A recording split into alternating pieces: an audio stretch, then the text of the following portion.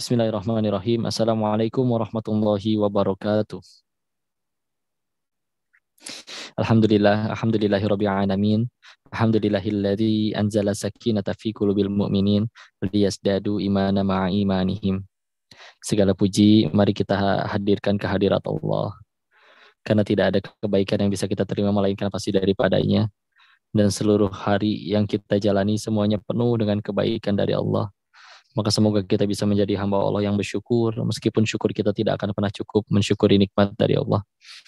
Dan salawat dan salam semoga selalu tercurah kepada junjungan kita baginda Rasulullah Muhammad sallallahu alaihi wasallam beserta para keluarga dan sahabatnya, dan mudah-mudahan Allah sanggupkan kita untuk bisa istiqomah mengikuti sunnah-sunnah beliau hingga akhir hayat kita. Amin amin ya rabbal alamin.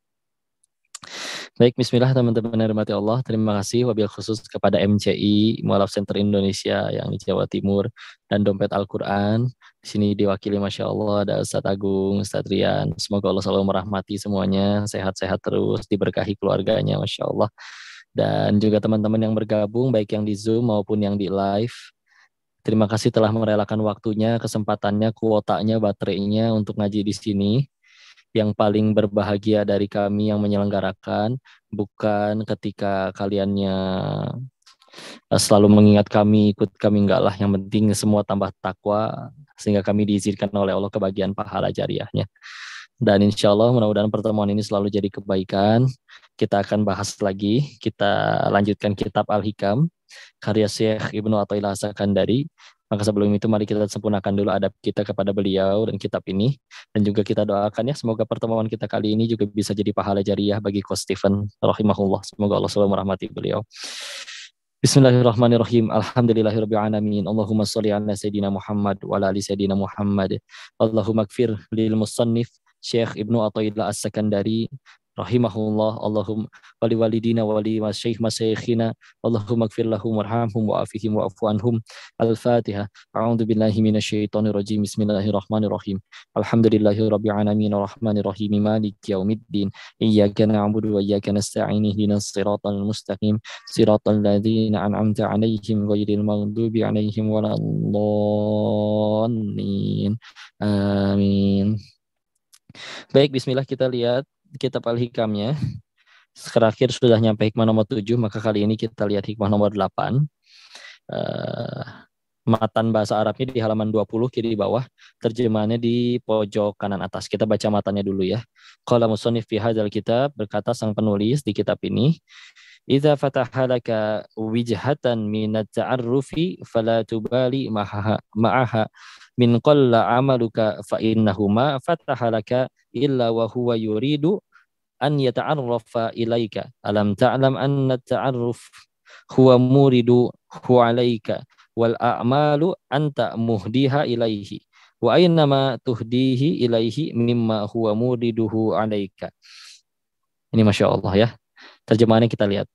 Apabila Allah membukakan bagimu suatu jalan untuk ma'rifat, mengenal kepadanya, mengenal kepada Allah, maka jangan menghiraukan soal amalmu yang masih sedikit. Sebab Allah tidak membukakan bagimu, melainkan Ia akan memperkenalkan diri kepadamu. Tidakkah kau ketahui bahwa ma'rifat itu semata-mata pemberian karunia Allah kepadamu, sedang amal perbuatanmu hadiah daripadamu. Maka di manakah letak perbandingannya antara hadiahmu dengan pemberian karunia Allah kepadamu? Kita bahas ya. Diberi nasihat oleh Syekh Ibnu Athaillah, Masya Allah. Kalau Allah udah pengen bukain jalan buat kamu untuk kenal Allah, sekarang jadi pengen ngaji, dulunya jam segini lagi main Mobile Legends misal. Sekarang jadi pengen ngaji, datang ke kajian, padahal dulu biasanya perginya ke kafe misal. Sekarang jadi buka YouTube dengerinnya kajian, padahal dulu yang ditonton apa misal yang lain. Ya, Allah udah bukain jalan kepadamu. Kalau udah kayak gitu nih, kita udah bismillah mau hijrah. Kata Syekh Ibnu Athaillah, nggak usah kamu hiraukan lagi amalmu yang masih sedikit. Jadi nggak ada lagi ucapan, tapi kok saya sholat aja nggak ngerti, tapi kok saya Quran aja belum bisa baca masih ikro, tapi kok saya cara wudhu aja masih salah. Nggak usah dipikirin, ya, nggak usah dipikirin, kata Syekh Ibnu Athaillah, ya, karena kalau emang Allah udah nggak pengen bukain pintu itu kepada kita, nggak akan Allah memberi kita kesempatan itu. Mudah Allah matikan kita waktu lagi maksiat, ya. Dan kalau udah sampai Allah bukakan dalam hati, Kok asa pengen ngaji ya? Kok asa pengen mulai dengerin kajian ya? Kok asa pengen mulai nyari tahu tentang Allah ya? Kok tertarik baca terjemahan Al-Quran ya? Itu kalau emang Allah nggak pengen memperkenalkan dirinya kepada kita, di dalam hati kita nggak akan dibolak-balik untuk pengen merasakan hal itu. Kita jadikan satu pegangan ayat ini. Silakan yang ada Quran boleh di handphone, boleh di mushaf, tapi asalnya semua dilihat dan membaca. Silakan dibuka Quran surat ke-35. Satu surat sebelum Yasin ya, Yasin surat 36. Ini surat ke-35-nya. Di ayat ke terakhir, namanya surat Fatir. Ayat terakhirnya ayat 45, pas pojok kiri atas. Saya izin bacakan ya. A'udzu billahi minasy syaithanir rajim. Bismillahirrahmanirrahim. Walau yu'akhidullahu an-nasa bima kasabu ma taraka 'ala dhahriha min dabbatin walakin yuakhiruhum ila ajalin musamma fa idza jaa ajaluhum fa innallaha kana bi'ibadihi basira. Lihat artinya ini, Masya Allah. Dan sekiranya Allah menghukum manusia disebabkan apa yang telah mereka perbuat, niscaya dia tidak akan menyisakan satupun makhluk bergerak yang bernyawa di muka bumi ini. Tetapi dia menangguhkan hukumannya sampai waktu yang sudah ditentukan. Nanti apabila ajal mereka tiba, maka Allah Maha melihat keadaan hamba-hambanya. Ini kata Allah nih ya. Kalau Allah menghukum manusia kontan, setiap kali beres dosa, manusia itu langsung dapat hukuman. Apa yang terjadi? Maka niscaya Allah itu nggak akan menyisakan satu makhluk bergerak yang bernyawa di muka bumi ini. Menandakan apa? Kita semua nih, ini yang lagi ngomong juga banyak dosanya.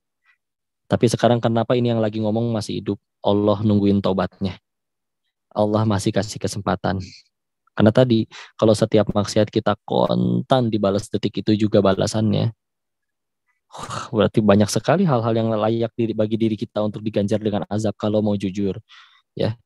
Tapi kita lihat, kalau ternyata abis maksiat kita nggak langsung mati, sederhana, berarti Allah masih nungguin tobat kita.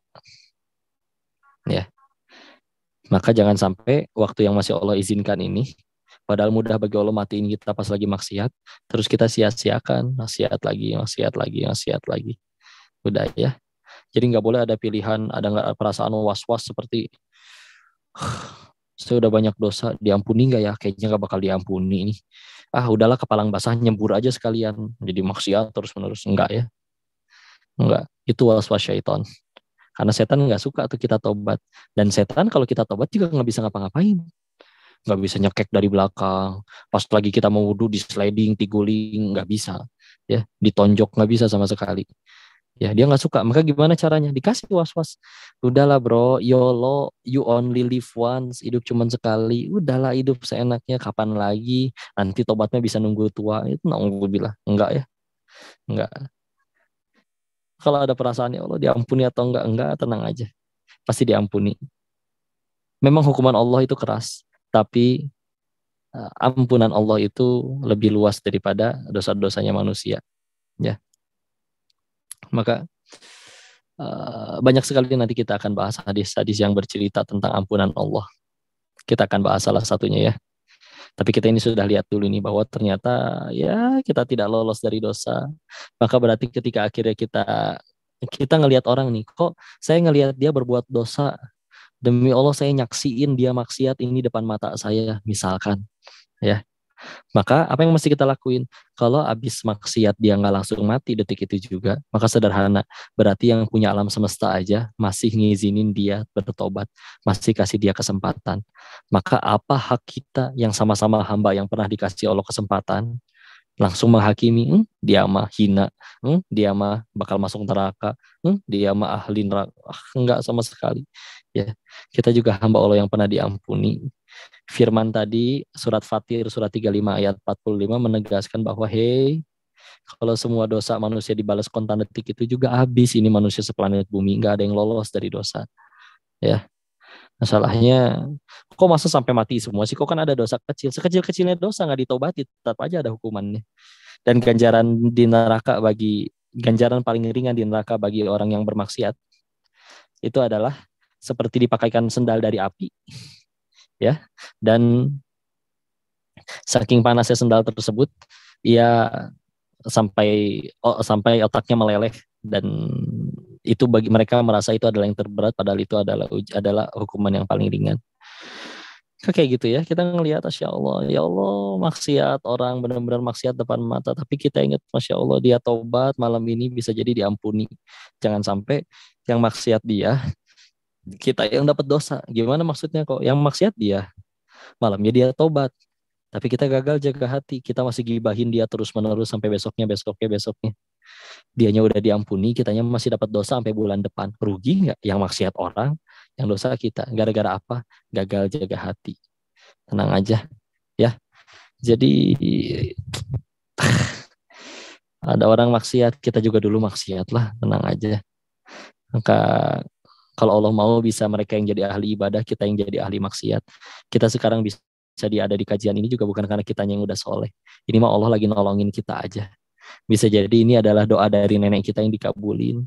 Doa dari ada orang soleh yang pernah kita zolimi, tapi saking solehnya dia malah ngedoain, ya Allah, mudah-mudahan si Koko dapat hidayah. Akhirnya jadi kita pengen ngaji. Ya.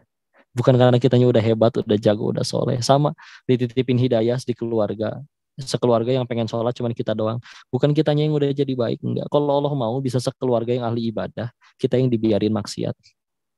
Tapi Allah nitipin itu yang kepada kita, bismillah ya Allah. Berarti Allah lagi pengen nitipin ladang dakwah untuk kita menyampaikan kepada keluarga kita.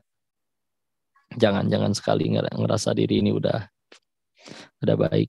Dan kalau udah ngerasa diri ini ada salah, Masya Allah, terus muncul suatu saat hidayah, jangan hiraukan, kata Syekh Ibnu Taimiyah, dosa-dosa kita yang lama. Tenang aja. Ya, kita lihat beberapa hadis ya. Ini dikutipkan dari kitab Riyadhus Shalihin, hadis riwayat Imam Muslim, terkait ada seseorang yang dulu pernah membunuh 99 orang. Lalu dia bertanya kepada rahib atau pendeta, bertanya, apakah Tuhanmu bisa mengampuni aku? Dia udah kepikiran nih, saya mau sampai kapan hidup jadi pembunuh. Akhirnya dia nanya, itu orang-orang soleh tuh katanya tuh, rahib, pendeta, ya, tapi bukan muslim. Ditanya, Tuhan kamu bisa ngampunin aku nggak? Dijawab, kamu mau diampuni, nggak akan diampuni, walaupun nggak pakai bahasa Sunda ya, nggak akan diampuni kamu ya, Insya Allah. Maka dibunuhlah pendeta itu. Jadi dia komplit genap membunuh 100 orang. Ya, setelah membunuh 100 orang, dia mencari seorang alim, orang Islam nih, soleh, ulama, ahli ilmu, soleh asli. Nanya kepada orang alim ini, orang soleh ini, aku telah membunuh 100 orang. Apakah Tuhanmu akan mengampuniku? Maka dijawab oleh ulama ini apa coba? Kalau bahasa kita nyama ya, memangnya apa yang ngalangin kamu dari tobat kamu? Dia mikir, iya juga ya. Sekarang saya tiba-tiba sujud, tobat, ambil wudhu. Enggak, tuh enggak ada yang ngalangin. Setan enggak nyekek, enggak nyusuk kita, enggak nikam kita. Enggak ada yang ngalangin. Enggak ada yang ngalangin sama sekali. Ya, maka semenjak dari situ ya udah dia menerima nasihatnya, di mana saya harus mempelajari dan memperbaiki diri. Diperintahkan, dinasihati, silakan kamu menuju ke sana. Di sana tempatnya ahli ilmu, ahli ibadah. Ya, maka di tengah perjalanan takdir Allah mendahulunya. Ajalnya tiba, meninggal di tengah jalan. Maka datanglah malaikat dua. Satu ingin membawa dia untuk menyiksanya, karena dia telah membunuh 100 orang, belum sempat tobat. Ya. Tapi kata datang satu malaikat yang lain, aku ingin menyelamatkannya karena dia sudah berniat untuk tobat walaupun belum nyampe tempat pertobatannya. Ya. Maka malaikat ini berebut, Allah mengutus satu malaikat yang lain untuk menengahi mereka. Bagaimana cara menengahinya? Diukur, dihitung, dilihat.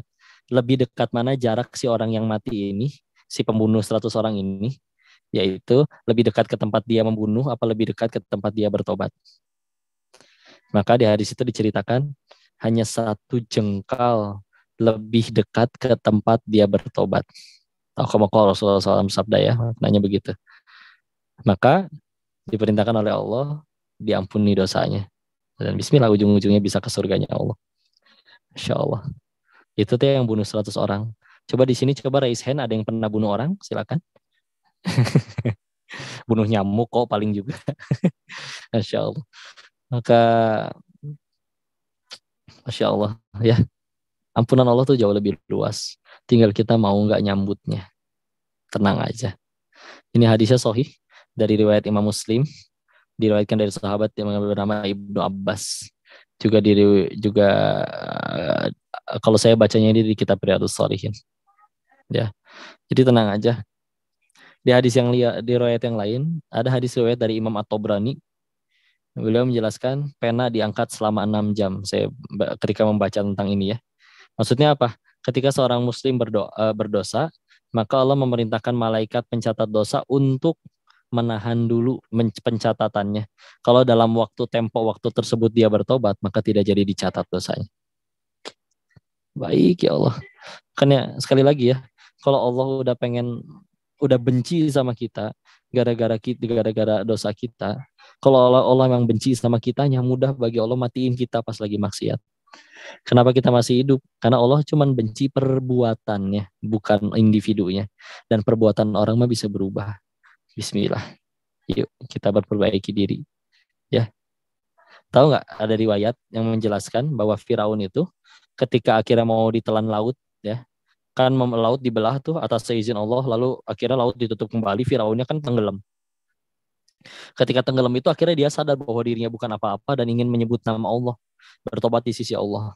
Ya, saking malaikat nggak ridho makhluk ini, manusia ini, Firaun ini tobat, maka diriwayatkan dijejalkanlah tanah ke dalam mulut Firaun supaya Firaun itu nggak bisa bertobat. Kenapa? Karena kalau sampai dia bertobat, Allah pasti akan mengampuninya. Saking maha baiknya Allah. Ya, Masya Allah. Bahkan salah satu tanda sayangnya Allah kepada Firaun adalah Allah sampai kirimin 2 nabi itu di zaman itu untuk berdakwah kepadanya.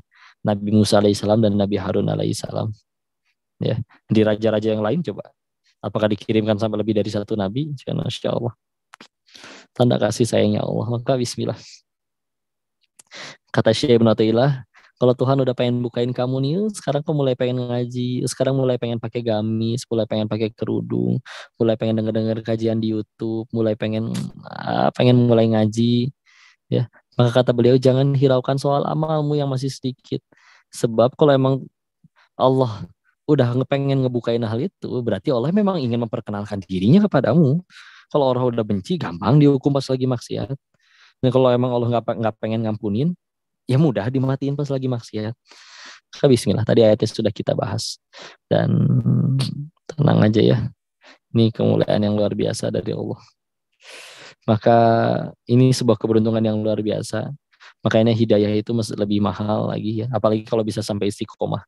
Bahkan ada sebut nasihat dari para ulama, istiqomah khairu min alfi karomah. Jadi istiqomah itu lebih baik daripada 1000 karomah. Ya. Karomah seperti apa? Misalnya kok dia bisa jalan di air, dia bisa ngubah upil jadi emas, dia bisa pokoknya aneh-aneh macam-macam ya. Anggaplah dia punya 1000 kemampuan aneh kayak gitu, itu masih kalah dengan orang yang berhasil istiqomah sampai wafatnya. Ya, maka Masya Allah. Kebaikan yang luar biasa yang udah hadir di sini. Bismillah, saya pengen mengutip pendapatnya hadis yang diriwayatkan dari Muawiyah bin Abi Sufyan. Ya, beliau mendengar Nabi bersabda, man yuridillahu bi khairan yufaqihu fiddin. Hadisnya hafal semuanya insyaallah, muttafaqun alaih. Tapi ketika kita baca ayat terjemahannya ya, barang siapa Allah inginkan kebaikan, khairan yufaqihu fiddin, Allah fahamkan dia kepada agama. Kok maksudnya khairan di situ apa? Salah satu penjelasan tentang khairan kalau di dalam hadis gitu ya, itu kadang bisa diartikan atau bisa berarti surganya Allah. Jadi kalau misalkan disebutkan bahwa kalau hadis tadi ya bisa diartikan bahwa kalau Allah udah pengen seorang hamba ini masuk surga, maka gimana caranya? Yufaqihu fiddin, Allah fahamkan kita kepada agama. Kok gimana caranya? Kan nggak mungkin kita tiba-tiba hafal pelajaran agama semua, karena kita juga baru tobat, baru hijrah. Nah, karena tidak mungkin, makanya Allah bikin kita jadi mau. Kok jadi pengen nontonin live ini ya, misalkan. Dari tadi nge-scroll nggak ganti terus, giliran yang ini diem. Tolongan dari Allah itu nikmat yang luar biasa. Ya, bukan dari siapa pematerinya, tapi apa yang lagi kita omongin ini tentang Allah, zat yang maha luar biasa. Ya, itu nikmat ya. Akan ada momen di mana kita akan menyadari bahwa ternyata ya Allah, Engkau izinkan aku tahajud di malam ini itu lebih berarti daripada seluruh dunia dan seisinya. Ya, itu nanti ketika hati kita udah benar-benar Allah aja terus isinya. Orang mau jahat kayak orang mau fitnah kayak padahal dia udah baik kayak. Emang kita berbuat baik supaya Allah suka, bukan supaya orang suka. Apalah artinya satu dunia mencinta kalau Allah nggak suka tetap celaka juga. Jadi hidupnya ringan gitu. Dijahatin, difitnah, tenang dia yang rugi. Kalau dia nggak tobat, kita meninggal nggak ditanya kelakuan dia, kita meninggal ditanya kelakuan masing-masing. Yang penting kita, bukan kita yang rugi. Kok ada orang nggak bayar utang nih dengan sengaja? Yang pertama dia lakukan, alhamdulillah ya Allah, bukan saya yang utang. Kalau Allah mau, bisa kita yang dibikin seret rezekinya, terus jadi kita yang harus utang sana sini. Ini mah diizinin kita yang punya bisa ngutangin orang. Nanti kita baca ya, kalau misalkan kitab ini udah tamat, kita baca Sahih Targhib wa Tarhib. Di situ ada bahasan tentang hutang, hadis-hadis yang menjelaskan bahwa kalau kita ngutangin ke orang, lalu sampai hari tempo dia nggak bayar, ya, ini salah satu yang sahih ya, Masya Allah. Ngutang tanggal 1, dia janji tanggal 10. Ngutangnya berdasarkan 10 juta. Maka dari tanggal 1 sampai tanggal 10, kita dianggap setiap harinya sedekah 10 juta. Masya Allah. Kok gimana kalau ternyata tanggal 10 dia lewat, terus kita udah nagih, udah ngingetin, karena memang disunahkan untuk menagih, dia tetap nggak mau bayar, nggak bisa bayar, benar-benar uzur nggak bisa bayar, ya, atau bahkan sengaja nggak bayar sekalipun, kita masih kasih kesempatan, maka dikali 2 kali lipat dengan jumlah hutangnya, maka setiap hari kita dianggap sedekah 20 juta per hari. Coba kita gimana caranya sedekah sehari 20 juta kalau gaji sebulan aja cuma 20 juta pas.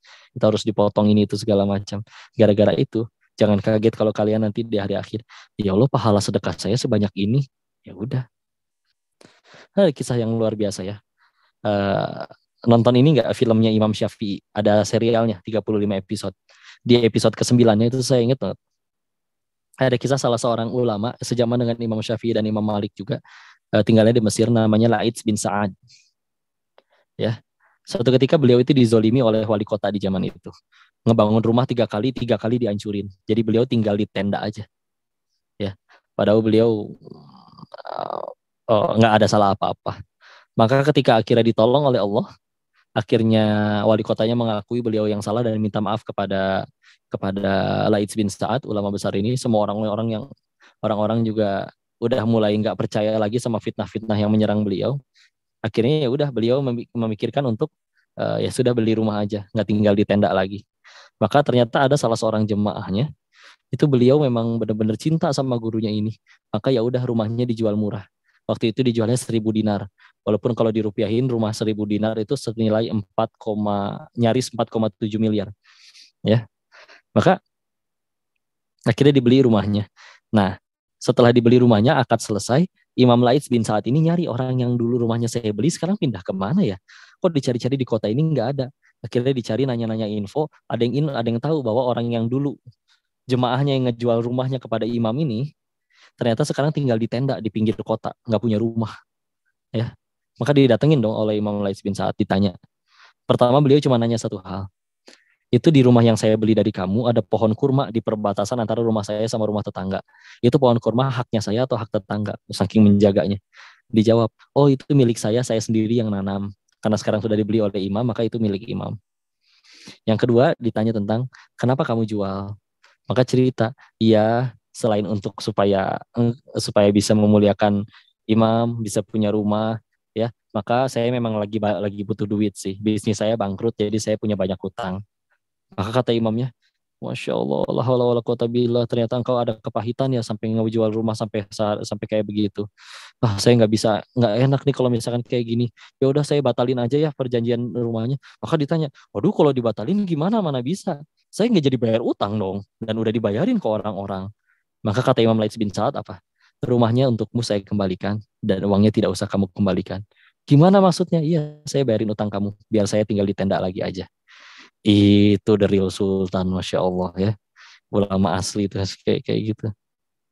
Jemaahnya rela tinggal di tenda demi bisa ngasih rumah kepada gurunya. Gurunya begitu tahu hal itu dan Allah memang uji beliau dengan kekayaan, bayarin sekalian. Tahu nggak 1.000 dinar itu tadi 4,7 miliar utang dia lunasin. Ya. Dan demi Allah nggak ada orang jatuh miskin gara-gara sedekahnya. Kebaikan Allah tuh, Masya Allah. Satu hal yang mesti kita yakini dari bab rezeki ya, adalah kadang orang mikir kalau kita ngambil pakai cara haram, ya, maka bisa dapat lebih banyak. Enggak sama sekali. Karena kalau kata Allah, Denis, bulan rezeki ini, rezeki kamu di bulan ini 1 miliar misalkan. Mau kamu cari pakai cara haram, halal, pasti tetap segitu demi Allah. Ya, maka contoh, ini kejadian di zamannya Ali bin Abi Thalib. Mungkin saya pernah mengulangi ya, tapi nggak apa-apa kita murojaah. Suatu ketika Ali radhiyallahu an minta tolong seorang anak kecil, anak muda, anak remaja untuk membersihkan pelana kudanya, dudukan kudanya. Sambil ditinggal sholat dulu oleh Ali bin Abi Thalib radhiyallahu an. Ketika beres sholat, anaknya udah nggak ada, dudukan kudanya juga nggak ada, hilang, dibawa pergi ya. Udah mulai suuzon tuh Masya Allah, tapi beliau menjaga hati. Ya sudah, kalau memang hilang, dikejar juga nggak tahu kemana, beliau pergilah ke toko pelana kuda, pengen beli yang baru. Nyampe di satu toko ngelihat bahwa kenal kan, itu kayaknya yang punya saya. Ditanya ke si pemilik toko, itu Pak dari mana Pak, kalau bahasa kitanya mah ya. Oh itu tadi ada anak kecil jual. Nanya Imam Ali, Insya Allah.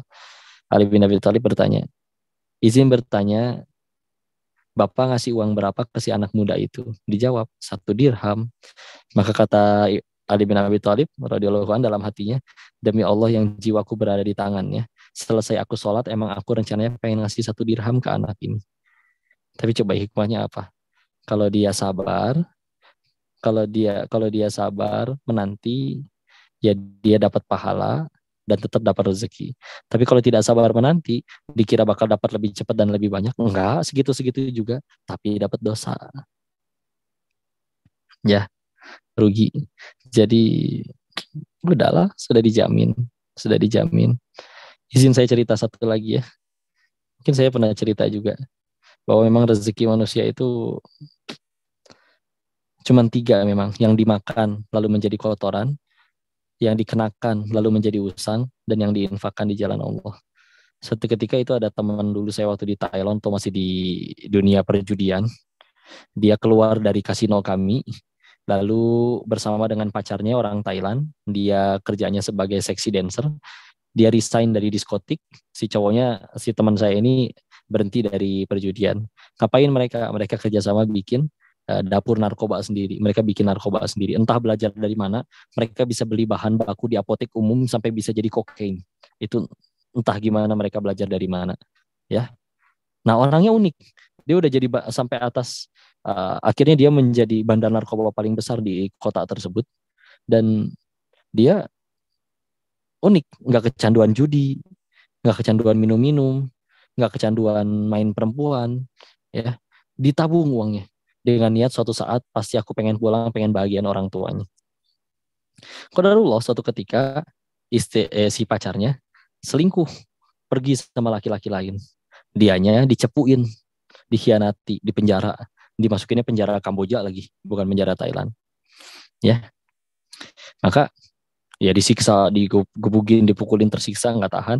Akhirnya dia bilang kepada si polisinya untuk pengen keluar, nego harganya, kudu nyogok berapa.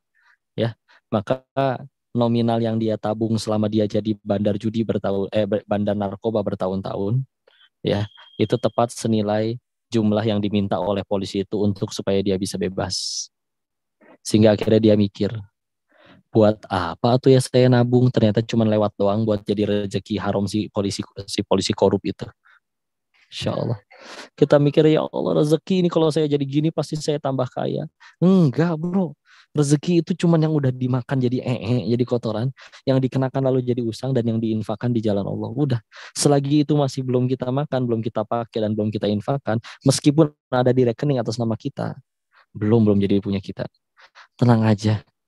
Jangan khawatir. Udah diatur semuanya sama Allah. Udahlah. Kita hidup nyari amal, nyari pahala, nyari ridha Allah. Iya, kita tahu kita seburuk apa masa lalu. Maka ya udah juga nggak usah sedih kalau ada orang ngehina. Kalau kita mau jujur, setiap kali orang ngehina, jujur dalam diri. Ada nggak aib saya yang nggak diketahui dia? Yang kalau dia tahu dia bisa ngehina lebih parah dari itu. Pasti ada, ya. Tapi Allah cuma buka sedikit dari kehinaan kita yang asli, ya. Terus kita nggak terima gitu. Insya Allah, saya nggak terima diomongin gitu. Padahal dibukanya cuma satu. Tuh si Denis banyak omong, misalkan. Tidak Allah buka dia aib yang lain. Ternyata dia nggak cuma banyak omong. Misalkan banyak utang, banyak cicilan, banyak macam-macam. Ya, Masya Allah. Tapi Allah tutup, Masya Allah. Enggak lah. Cuman kita kadang suka ketipu topeng. Aku udah biasa dihormati kemana-mana tangannya dicium. Enggak, brother. Kita dihormati, kita dipuji juga sama ada dua alasannya. Satu karena Allah nutupin aib. Dua, sebetulnya yang dipuji itu Allah. Dipuji cantik ya kamu. Emang waktu di dalam perut ibu kita ngedesain sendiri wajah kita pengen pesan kayak gini? Enggak. Maka layakkah kita dipuji atas sesuatu yang sebetulnya tidak kita lakukan? Allah yang dipuji. Tenang aja. Ya. Bismillah nih. Di hikmah nomor 8 ini, yuk. Kalau kita udah mulai sekarang, udah momen, kok mulai suka ngaji ya, mulai suka denger kajian ya, mulai suka pengen mulai sholat ya. Kalau sholat tuh tenang hati ya. Bismillah. Ya Bismillah. Ini adalah jalan. Gak usah kata Syekh Ibnu Athaillah, gak usah mikirin dulu aib-aib kita yang lama. Udah pasti diampuni. Tadi sudah dibahas hadis-hadisnya dari awal. Ampunan Allah jauh lebih luas. Tenang aja. Tenang aja. Allah tuh maha baik. Allah tuh maha baik. Kalau manusia tuh ada 100 kebaikan, satu aja kesalahan kita bisa dihujat habis-habisan dimusuhi. Allah, berapa kali kita ngehianatin Allah, tapi ada satu kebaikan, Allah bisa membanggakan kita di hadapan makhluk-makhluk langit yang lain, Masya Allah. Maha baiknya Allah. Enak atau urusan sama yang baik. Kita kenal sama orang baik aja seneng hati. Ya, coba misalkan handphone kita rusak, didatengin. Kenapa handphonenya deh? Ya, rusak nih. Nih, saya kemarin baru dibeliin iPhone 14 Pro Max, iPhone 13 Pro Max saya jadi nggak ada yang make. Nih, kamu mau nggak? Ya mau sih, alhamdulillah. Masih ada pulsanya tuh di dalamnya 4 juta. Mau? Mau sih. Terus aksesorisnya lengkap semua. Mau? Mau. Coba seneng nggak? Baru dibayangin aja ngayal aja udah seneng. apalagi di apalagi beneran. Masya Allah. Masya Allah. Ya, udahlah ya yang baik. Apalagi kita berurusan sama Allah yang maha baik. Maha kaya Allah. Masya Allah. Satu dunia minta. Dan semuanya dikabul sama Allah. Tidak mengurangi kekayaan Allah. Masya Allah. Luar biasa. Kenapa sih kita kecewa? Karena kita ngegantungin harapan kepada yang sama-sama bergantung. Nanti kita ketemu ya di hikmah nomor 48. Mungkin kita ini intip sedikit ya. Di situ ada bahasan bahwa ya wajar kita kecewa. Kita tahu punya masalah, kita tahu yang bisa nyelesain masalah kita Allah adalah Allah. Terus kita ngegantung sama manusia. Ibarat sedangkan manusia itu juga punya kebutuhan, nggak bisa nyelesain masalahnya sendiri kalau nggak ditolong Allah. Ibarat kita lagi hampir jatuh ngegantung di pinggir tebing, minta tolongnya kepada orang di sebelah kita yang sama-sama hampir jatuh di pinggir tebing. Lucu ya. Kalau pengen minta tolong ke Allah, Bismillah ya. Karena orang lain nolong kita bisa jadi ada butuhnya dan manusia itu punya kebutuhan ya. Tapi Allah nolong hamba, Allah nggak butuh apapun dari hambanya. Coba enaknya temenan sama dia mah. Kenapa? Dia mah nggak butuh duit, makanya aku sering dikasih duit karena dia nggak butuh duit. Nah itu baru sama yang nggak butuh duit tuh. Tapi kalau misalkan kita deketnya sama yang maha kaya yang nggak butuh suatu hal apapun dari siapapun, coba tuh lebih enak lagi, masya Allah. Enak kan? Gak istilah. Jam berapa nih? 20.39 baru satu hikmah nih. Kita banyakin tanya jawab aja ya, Gus. Kemarin banyak yang nggak kejawab. Mungkin ini sampai sini dulu kita satu hikmah. Nanti pertemuan selanjutnya hikmah yang lain. Mudah-mudahan manfaat ya. Dikembalikan dulu kepada Gus Rian sebagai MC. Tafadhol. Oke, terima kasih Ko Denis. Alhamdulillah barusan ya kita dengarkan materi mengenai hikmah dari kitab Al-Hikam. Nah, tadi hikmah ke-8. Nah, oke, sekarang lanjut sesi tanya jawab. Nah, kepada para peserta kajian yang hadir pada malam hari ini yang mau bertanya jawab secara langsung, nah bisa raise hand ya. Nah, atau kalau malu-malu nih bisa via chat. Nah, tapi kalau kemarin kayaknya yang raise hand yang tanya sampai enggak ini ya, makanya monggo yang mau bertanya atau langsung di unmute nih untuk mic-nya kalau mau bertanya, monggo. Saya Ustadz, boleh? Siapa nih? Kak Anita ya? Ya, iya. Anita, Kak Anita. Oke, Eh, silakan. tapi boleh enggak saya bertanya di luar ini? Sebenarnya mau tanya juga sih dalam soal tadi, cuman ada yang selama ini masih mengganjal di hati saya. Oke, biar Enggak. biar nggak mengganjal lagi nih. Silakan. Bismillahirrahmanirrahim. Assalamualaikum warahmatullahi wabarakatuh. Waalaikumsalam. Apa nih Ustadz, saya mau bertanya. Kan saya sudah eh, gimana ya, takutnya bicara nanti dibilang sombong. Saya sudah ada jadi saya sudah ada ini kan, saya kan sudah lama merawat eh, keponakan, terus sepupu juga keponakan juga, tapi beliau ini kan anak yatim gitu kan ya, anak yatim. Nah, jadi saya ingin bertanya, eh, apakah benar kita merawat anak yatim itu dipenuhi ujian dari ujian kesabaran, ekonomi, pokoknya dalam segala hal itu dipenuhi dengan ujian. Dan apakah memang itu benar? Lalu hal-hal apa saja yang apa ya yang kita dapat bisa menghindari ujian itu? Contohnya yang saya rasakan sekarang nih ya, saya merawat mereka ini, padahal cuma satu orang yang serawat ini, eh, beliau ini apa ya selalu membuat saya marah dan saya tuh terkadang agak sulit untuk mengendalikan marah dan saya sudah beberapa kali menanyakan kepada ustadz katanya itu ujian hati dan jadi saya berpikir sampai kapan mau seperti ini begitu dan misalnya tuh apakah ini memang betul-betul ujian atau memang karena anak ini memang nakal atau bagaimana gitu dan gimana ya eh, apa hikmah di balik merawat anak yatim itu seperti apa gitu soalnya saya masih minim sekali soal agama gitu jadi yang saya mau tanyakan lagi di sini, apakah benar anak yatim itu apakah benar kalau kita merawat anak yatim itu adalah ujian? Tuh. Baik, Assalamualaikum. bismillah. Langsung ya. Langsung kok. Baik, istilah Kak Anita ya, Masya Allah. Apakah merawat anak yatim itu ujian? Nggak ngerawat anak yatim juga bakal dapat ujian sih Kak, ya.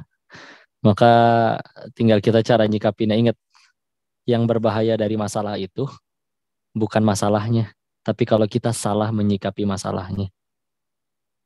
Kalau misalkan kita ujian waktu SD, ada yang lulus, ada yang tidak lulus. Kalau memang yang salah soalnya, maka nggak akan ada yang lulus. Tapi kenapa ini ada yang lulus? Karena mereka tahu jawabannya. Kenapa ada yang tidak lulus? Karena nggak tahu jawabannya. Hidup kita sepenuhnya ujian. Alladzi khalaqal mauta wal hayata liyabluwakum ayyukum ahsanu amala. Quran surat 67 Al-Mulk ayat 2. Allah yang menciptakan kematian dan kehidupan untuk menguji kamu mana yang paling baik amalannya di antara kamu. Kita diuji, kita hidup lagi diuji. Ya, bukan berarti nggak boleh bahagia di dunia, tapi salah tempat kalau mewajibkan diri kita wajib bahagia di dunia. Karena sejatinya tempat bahagia sudah Allah ciptakan khusus untuk bahagia di mana di surganya Allah. Yang sekarang lagi kita jalanin ini apa? Ujian, audisi untuk nyari tahu siapa yang paling layak untuk masuk ke sana karena nggak semua layak masuk ke sana. Ya. Maka ketika akhirnya itu jadi jalan yang kita tempuh, bismillah, nggak mungkin suatu kepahitan itu atau suatu perjuangan itu Allah sia-siakan. Pasti semuanya jadi kebaikan. Masalahnya tadi, ujian itu, semua yang dihadapin tadi kata si Koko ujian ya. Nggak cuman ngebesarin anak yatim, nggak. Kakak diuji jadi gubernur, diuji dapat warisan 14 triliun, diuji jadi direktur, diuji jadi orang kaya, diuji jadi terkenal, apapun. Semuanya bukan nikmat, semuanya ujian. Kapan itu baru jadi nikmat? Kalau satu, kalau kita bisa jadikan itu jalan tambah dekat sama Allah. kepahitan mengurus anak yatim, tapi gara-gara itu kita jadi tambah sabar, tambah baik mentalnya, tambah dekat sama Allah, tambah banyak sujudnya, demi Allah itu kebaikan. Nggak dititipin anak yatim, tapi dapat duit tiap menit, dapat dapat gaji, kok gajinya berapa? 1 juta. Oh kecil loh, enggak 1 juta tapi per menit. Oh Masya Allah, itu luar biasa nikmat hidupnya gitu ya. Punya jabatan, punya kekuasaan, punya popularitas, punya apapun. Tapi nggak tambah dekat sama Allah, musibah. Gitu. Jadi sudut pandangnya berubah dulu. Karena kalau misalkan kita kira hidup nikmat itu adalah ketika nggak ada masalah, ya selagi masih hidup pasti ada masalah. Ada waktu nanti kita nggak akan ada masalah lagi, mati dulu. Tapi itu kayak ada masalah selanjutnya, yaitu pertanggungjawaban atas dosa-dosa gitu ya. Dan bisa jadi akan ada hari di mana kakak, Masya Allah, nanti di hari akhir, aduh, itu orang pernah ngelakuin dosa yang saya juga pernah lakuin. Innalillahi, ternyata hukumannya seperti itu. Pas kita udah takut, ngeri, masuk giliran kita masuk ke pengadilan Allah, kata Allahnya, lah kamu ngapain ngantri lagi? Udah sana masuk langsung ke surgaku. Loh, dosa saya gimana ya Allah? Kan di dunia kamu udah repot ngurusin anak yatim, dikira aku tidak adil gitu, tidak akan membiarkan semua kepahitan itu jadi sia-sia. Gak mungkin. Tenang aja. Ya, tapi masalahnya satu, semua hidup akan tambah berat kalau kita memastikan bahagia itu adalah setiap kali keinginan kita terkabul, nggak ada masalah. Bukan. Jadi jangan alergi sama masalah. Pandemi masalah bukan? Masalah. Tapi temannya ayah saya bangkrut. Semua mobil, rumah, toko dijual cuma sisa 100 juta. Pandemi pula. Ya. Udah gitu ada pandemi, beliau tapi punya mindset yang baik. Pasti ada kebaikan ini di dalamnya. Ya, akhirnya dia ngelihat, kayaknya orang bakal butuh masker sama hand sanitizer. Setahun setelah pandemi, duit 100 jutanya berubah jadi 800 juta. Nggak masalah. Pak Habibie emang terkenal gara-gara apa? Presiden Indo ke Indonesia. Gara-gara ada masalah di pesawat terbang. Kalau pesawat terbang di ketinggian tertentu, sayapnya bakal retak. Dan ilmuwan seplanet bumi nggak ada yang tahu cara nyelesain masalah tersebut. Dari masalah, melahirkan solusi, orang punya solusi jadi prestasi, prestasi membuat orang jadi sukses. Jadi sukses awalnya adalah 1, 2, 3 masalah. Kakaknya pernah kuliah nggak? Kuliah kan pasti skripsi dulu. Skripsi suruh ngapain sih? Suruh nyari masalah. Coba kalau nggak ada masalah yang bisa ditemuin.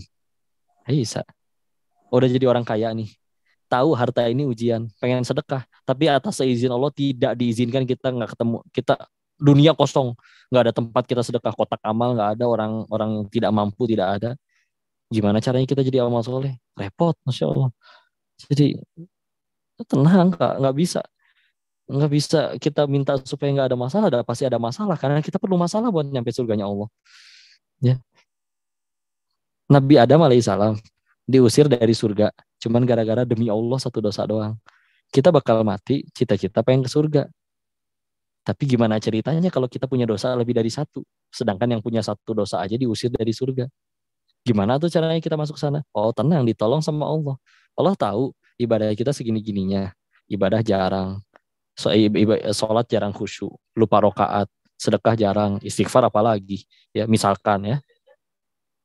Tapi ternyata datang kepahitan. Dari tadi misalkan anak yatim. Gugur dosa nggak mungkin. Ya. Jadi kadang masalah itu bukan dihilangkan. Semudah kita ganti sudut pandang udah selesai. Ya. Kalau kita tukang koleksi komik kita hilang satu nangis ngejerit-jerit. Tapi coba orang yang nggak koleksi komik, seumur hidup nggak pernah lihat komik juga nggak akan menderita, tenang aja hidupnya. Kita mati pengen ke surganya Allah, cita-cita pengen bahagia dunia akhirat, ya. Tapi ternyata Allah lagi tolong kita dengan kepahitan-kepahitan kayak gini. Ya Bismillah, kalau ternyata itu jadi surganya Allah. Kenapa kita masih stres dan menderita? Kalau pengen jujur, tanya dalam hati. Mungkin selama ini kita belum pengen surga. Mungkin kita segitu cintanya sama dunia. Makanya berat ngejalanin itu semua. Tenang. Nabi Muhammad anak yatim loh. Rasulullah Muhammad SAW, Masya Allah. Enggak tuh jadi. Demi Allah itu anak jadi orang besar hebat dengan didikan kakak selanjutnya.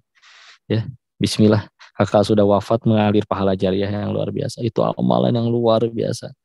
Ya, pahit memang. Ya iya, memang ya itu ladang amal pahalanya. Pilihannya cuma 2 kok dari kepahitan. Kalau nggak gugurin dosa, ninggiin derajat di sisi Allah. Ya, semuanya tiket ke surganya Allah. Tinggal kalau misalnya kita masih berat, Bismillah. Yuk sering-sering tanya. Ya Allah, pas selama ini aku belum pengen surga ya. Kok sebegitunya? Bismillah. Bismillah. Ya, kita ke arah sana aja ya ke Allah. Mudah-mudahan Allah muliakan. Bismillah. Jadi kemuliaan yang luar biasa bagi yang memuliakan anak yatim. Sehat-sehat ke Anitanya. Semoga Allah limpahkan rezeki, kemuliaan, keberkahan sehingga bisa menjadi kebaikan bagi siapapun, tidak hanya orang-orang yang dititipkan kepadanya. Wallahu a'lam bishawab. Mudah-mudahan bisa menjawab pertanyaan. Oke, terima kasih Ko Denis. Mungkin sudah jelas ya Kak Anita tadi untuk penjelasannya serta motivasinya dari Ko Denis Lim. Iya, saya sampai hampir nggak kerasa mau nangis. Waduh, alhamdulillah. Semoga menjadi ladang pahala tadi serta ketabahannya untuk mengurusi anak yatim. Ya tadi Allah meninggikan derajatnya. Amin amin ya rabbal alamin. Oke, ada 2 pertanyaan lagi kok ya. Nah, kita cukupkan 3 aja nanti. Nah, bagi para jamaah yang mau tanya lagi, kita tunda sampai minggu depan ya. Ini sudah ada 2 pertanyaan masuk soalnya dari chat box-nya, dari kolom komentar. Oke, coba saya bacakan. Bismillah dari Kak Khairani. Assalamualaikum Ustadz, saya ingin bertanya. Kita mengetahui bersama bahwasanya iman itu sifatnya naik dan turun.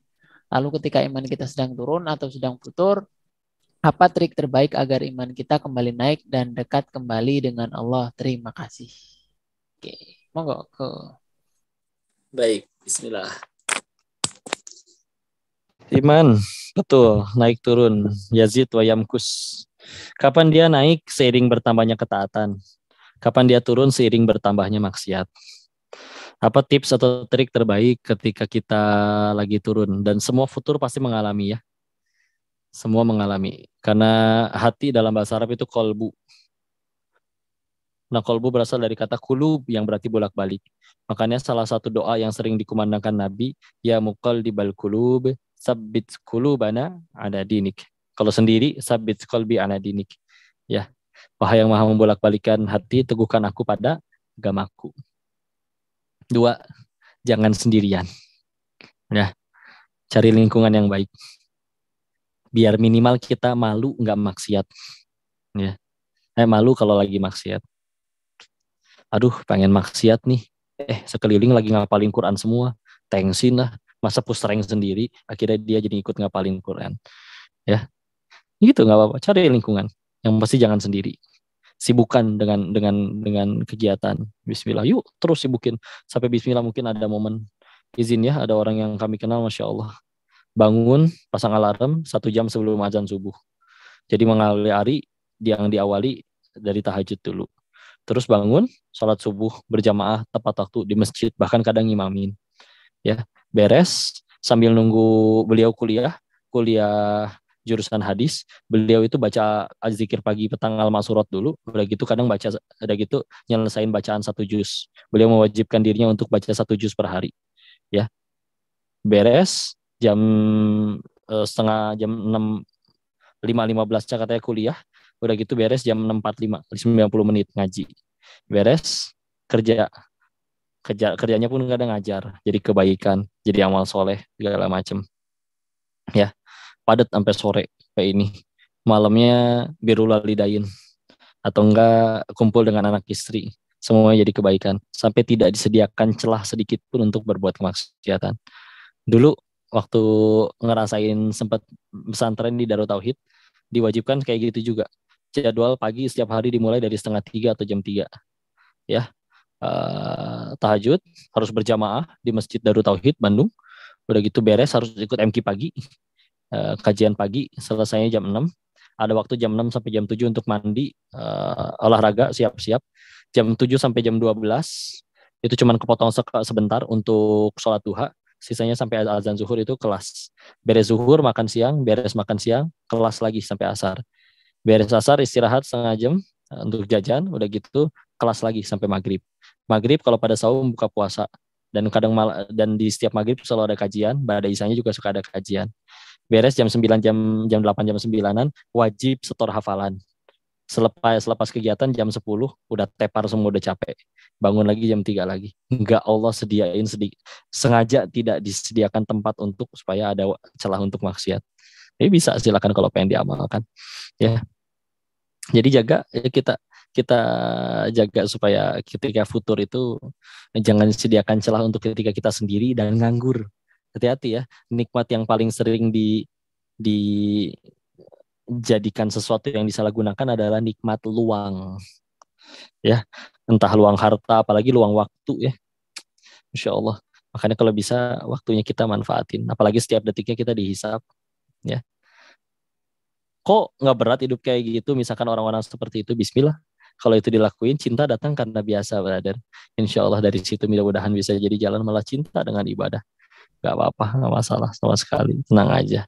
Kok nggak capek, nggak istirahat, ada waktu kita tidur nggak akan dibangunin orang-orang lagi di alam kubur. Tenang aja. Ya. Dan ya yang kita lakuin hari ini menentukan kita jadi apa di masa depan lah. Waktu kecil kita sering dinasihatin kayak gitu.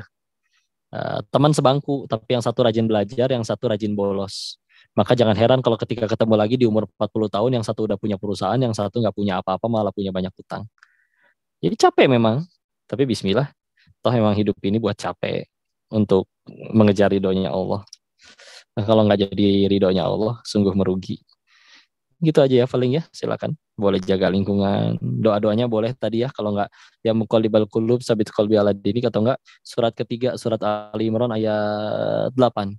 Rabbana la tuzigh qulubana ba'da idh hadaitana wa hab lana min ladunka rahmah innaka antal wahhab. Dan yang paling penting jangan lupa minta tolong sama Allah.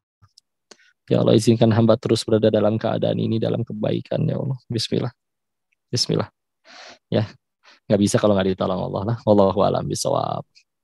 Oke, terima kasih Ko Denis untuk jawabannya. Nah, untuk Kak Khaira ini bisa dicatat tadi untuk doanya ya. Doa untuk biar kita selalu istiqomah, biar iman kita juga bisa naik terus nih, turunnya nggak lama-lama. Nah, oke, mungkin yang terakhir kok dari Kak Yasmin nih dari Demak. Oke, saya bacakan kok ya. Bismillah. Assalamualaikum Ustadz, saya Yasmin dari Demak. Mau bertanya tentang riya. Seperti yang kita tahu, riya itu tipis banget rasanya.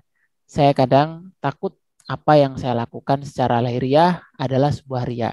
Akhirnya saya sering berhenti untuk melakukan sesuatu hanya karena saya takut riya. Mohon sarannya Ustadz, bagaimana menjauhi sikap riya ini? Nah, oke. Monggo, Ko Denis. Baik, bismillah. Kita bahas definisi riya dulu ya. Salah satu definisi tentang riya, seingat saya ini dari Imam Hasan Al-Basri, adalah melakukan suatu amalan tapi bukan untuk Allah. Udah sesederhana itu. Ya. Maka satu, kalau misalkan kita sampai nggak jadi ngelakuin, maka itu juga sesuatu yang bukan disarankan. Maka ya sudah, jadikan niat kita diluruskan kepada Allah. Bismillah. Ibadahnya tetap dilakuin, tapi ada yang bisa dimodifikasi. Misal diminta ngimamin nih di lagi reunian SMP. Dulu kita terkenal nggak bisa ngaji, sekarang ceritanya udah hijrah, udah mulai ngapalin Quran. Nah, setan ngebisikin tuh, udah Muzammil aja, udah Ar-Rahman aja, udah Al-Waqiah, yang panjang-panjang, Al-Baqarah sekalian jebret misalkan ya, Insya Allah. Maka kita bisa lakuin dengan cara lakukan yang istilahnya berlawanan dari itu. Tapi bukan berarti sholatnya nggak jadi. Ya, tapi misalkan udah Al-Kausar sama Al-Ikhlas aja, udah selesai. Ya, jadi diingatkan lagi sekali lagi bahwa sekali lagi apapun yang membuat orang itu muji kepada kita, itu semua Allah yang membuat kita sanggup melakukannya. Jadi sekali lagi dilihat bisa dengan cara apa lagi? Ingat dosa. Ya Allah, Engkau tahu siapa diri ini sebelum Engkau memperkenalkan dirimu dengan hidayahmu, ya Allah. Kalau orang tahu apa saja yang pernah aku lakukan di masa lalu, nggak akan dia merasa kagum, merasa apa segala macam. Ya, bisa dengan cara ingat seperti itu. Tapi yang pasti yang meyakini bahwa orang yang paling rugi itu adalah orang yang udah beramal soleh, tapi nggak dapat apa-apa. Cuman gara-gara apa? Salah niat. Ya, gimana lurusin niat? Bismillah. Meyakini bahwa sayang banget kalau misalkan itu hilang. Kok ada riadohnya nggak latihannya? Supaya latihan bisa semakin mudah terbebas dari ria. Ada latihannya. Apa latihannya? Harus punya amalan rahasia. Harus punya amalan yang Allah yang tahu tuh cuman kita sama Allah doang. Sedekah diem-diem kayak sholat tengah malam itu Masya Allah orang lagi pada tidur ya, asal jangan update status aja waktu lagi sujud ya, nanti ketahuan ya. Atau ada orang yang Masya Allah ya, dia setiap kali berangkat ke tempat kerja beli dulu ke warung nasi uduk pagi-pagi bungkus, bertahun-tahun terus ngelakuin kayak gitu. Ternyata setiap kali di lampu merah nasi uduknya dikasih ke orang kemana, sampai sih yang jualan nasi uduknya, ini orang doyan banget apa sama nasi uduk saya, tiap hari beli gitu ya. Padahal sekalipun nggak pernah nyobain, karena semuanya selalu dikasih dan nggak ada yang tahu itu. Ada seorang suami ketika meninggal, datang banyak orang ke rumahnya berkata, Masya Allah makanan ibu enak banget, Masya Allah terima kasih makanannya, minta tolong sampaikan doakan kepada suaminya. Bingung, maksud makanan gimana maksudnya? Iya, bapak itu kalau lagi puasa selalu dikasih bekalnya kepada kita dan enak gitu doyan. Itu istrinya aja nggak nyampe tahu. Karena kan ya udah puasa, berangkat nggak kelihatan makan, dikasih bekal, juga ketika akhirnya nyampe di tempat kerja nggak makan, dikasih ke orang. Pulang udah emang waktunya buka, makan bersama dengan sekeluarga, ya. Bekal dibuka, ompleng dilihat, oh, udah kosong, Masya Allah. Atau kadang nggak pakai ompleng, pakai nasi bungkus, habis dibuang. Ternyata baru tahu setelah wafat, orang-orang pada terima kasih. Masya Allah dijaga, ya. Yuk, latihan punya amalan rahasia. Bismillah, semakin mudah terlepas dari dosa ria, insya Allah. Wallahu a'lam bishawab. Mudah-mudahan bisa menjawab pertanyaannya. Oke, terima kasih Ko Denis untuk jawabannya tadi. Di pertanyaan dari Kak Yasmin ya nih, juga sudah respon nih, syukron Ustadz. Nah, semoga memberi pencerahan kepada Kak Yasmin, nah kepada kita semua juga tadi mengenai nasihat-nasihat yang disampaikan dari Ko Denis. Oke, kita sudah jam 9 ya, jam 9 lebih udah mencapai di ujung acara. Nah, sebelum ditutup, nah saya kembali lagi mengingatkan pada para jamaah sekalian. Nah, di sini untuk kajiannya rutin ya, insya Allah jam 8 malam tiap Rabu. Nah, monggo bisa dijadwalkan serta dibuat catatan nih di kalendernya atau di HP-nya. Monggo bisa ngikuti kajiannya. Insya Allah linknya sama ya. Nah, linknya sama, jadi nanti bisa teman-teman, Bapak Ibu sekalian ikut kajian bisa klik link yang sama. Insya Allah kita sudah buat untuk notifikasinya juga, nanti kita infokan H-1 atau H-2, kita ingatkan untuk kajiannya. Nah, monggo bisa diajak keluarga, teman-teman, serta teman-teman yang lain. Oke. Nah, untuk kajian ini terlaksana karena hasil dari kerjasama ya, bahasanya Mu'alaf Center Indonesia dengan Dompet Al-Quran. Nah, di sini bagi Bapak Ibu sekalian, teman-teman sekalian, kakak-kakak sekalian yang ingin membantu program kami Mu'alaf Center Indonesia, yakni melayani pembinaan, pendampingan dan pemberdayaan mu'alaf. Nah, monggo bisa infak untuk peduli mu'alaf untuk mendukung program MCI Jawa Timur. Nah, bisa transfer ke rekening 8808 0088 08 atas nama Mu'alaf Center Indonesia Jawa Timur. Oke, terima kasih kepada Bapak Ibu sekalian, para peserta kajian yang sudah mengikuti sampai akhir. Nah, terima kasih juga untuk Ko Denis untuk penyampaian materi. Insya Allah kita lanjut di minggu depan. Saya Rian, mohon maaf jika selama kajian tadi ada salah kata. Mari kita tutup kajian pada malam hari ini dengan bacaan hamdalah, alhamdulillahirrahmanirrahim, dan doa kafaratul majlis. Subhanakallahumma wa bihamdika asyhadu an la ilaha illa anta astaghfiruka wa atubu ilaik. Terima kasih, wabillahi taufiq wal hidayah. Assalamualaikum warahmatullahi wabarakatuh. Terima kasih Ustaz Agus. Terima kasih Ko Denis. Sehat-sehat Sehat kok. ya. Amin.